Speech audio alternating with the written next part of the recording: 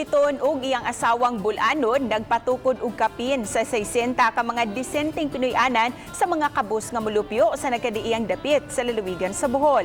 Ani ang report.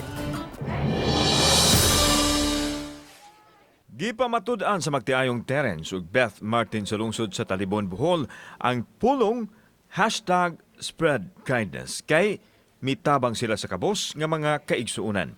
Kini pinagi sa pagpatukod ug mukapin sa 60 ka mga disenteng Pinoy-anan alang niadtong walay ikasarang sa mga lugar sama sa Gindulman, Hagna ug uban pa. Target nila makapahimo og usa ka gatos ka mga balay niining tuiga lang.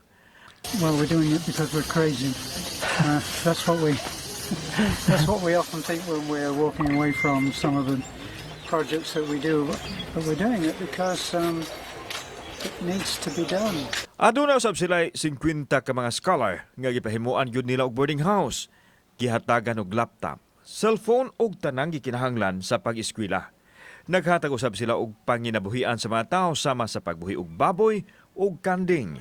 Labaw sa tanan, sila ang dangpanan ni atong dili makasarang og gasto alang sa mga major surgery o medical expenses sa mga tambalanan. Suma sa magtiayon nga wa sila magpaabot og balos sanglit ang Ginoo man ang sentro sa ilahang gipanghimo.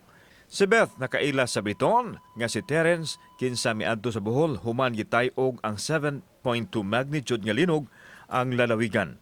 Paglabay sa usa ka tuig nagminyo sila ug nagkatakdo ang ilahang kasing-kasing sa pagpaambit sa ilahang kaluoy ngadto sa ilang isig ka tawo. Pero nga mong purpose ang kasing-kasing is mutabang makita sa ubang tao nga grabe ang Ginoo, di ba? Kung nalang tay pagtuo sa tong kaugalingon, natay pagampo sa Ginoo, then ang Ginoo is maghimog ways, magamit og mga katawhan para mutabang sa tong matagusa ka kinabuhi.